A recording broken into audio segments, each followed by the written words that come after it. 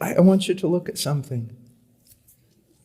Isaiah 50, verse 10. This is in the servant song. Who is among you that fears the Lord, that obeys the voice of his servant? Man, you are in a right relationship with God if this is you. You fear the Lord, that obeys the voice of his servant. That's the Son. You've obeyed the voice of his Son when he said, rise and live. That walks in darkness and has no light. Hold it. Michael was teaching that the true Christian walks in the light. That's exactly what John says. That's exactly what John says. Walks in the revelation of God. Walks in the light of God. Yes, the purity of God. All that. So what is he saying?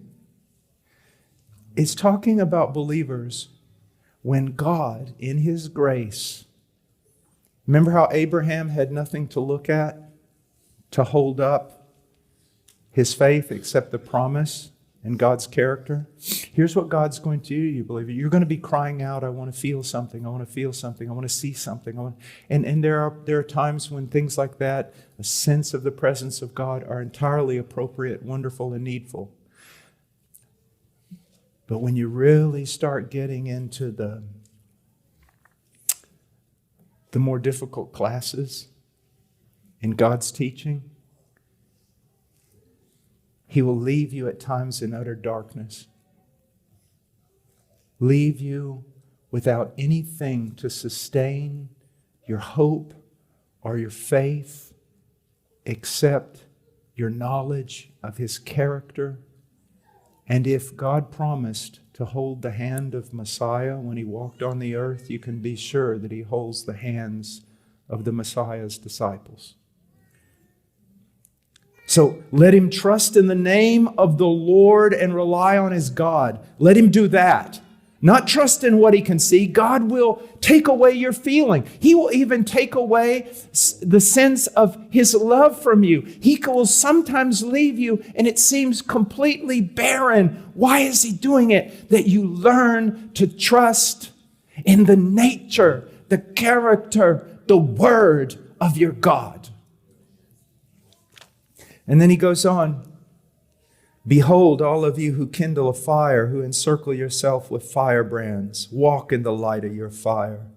And among the brands you have set ablaze, this you will have from my hand. You will lie down in torment. These are people who say, no, your character is not enough. Your word is not enough. I need to see something. I need to feel something. And so they go out there and they acquire strange fire. They've got to have some experience.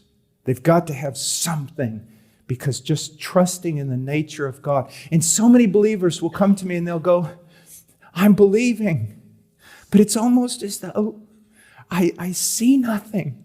I feel nothing. There's nothing to support me at all. And I'm going, oh child. And yet, you find yourself believing. And yet, you find yourself going forward. Or I'll tell them something like this. Good enough. Seems quite hopeless in your case. Did you drink and party before you became a Christian? Oh, yes, I did. We'll go back to it. If I was you, let's eat and drink, for tomorrow we die. I can't do that. No, really go. Open door. I'll look up some in the yellow pages or get on the internet for you. Go out and have a bang-up time. I can't do that. Why? Why? Because of my God. Sounds to me like God is making you a spectacle at this moment. And he's very happy because he has left you with nothing. He's drawn from you everything. And yet at the same time in heaven, he's boasting of you. Look at my servant who walks in darkness and has no light, but trusts in my name. Do you see?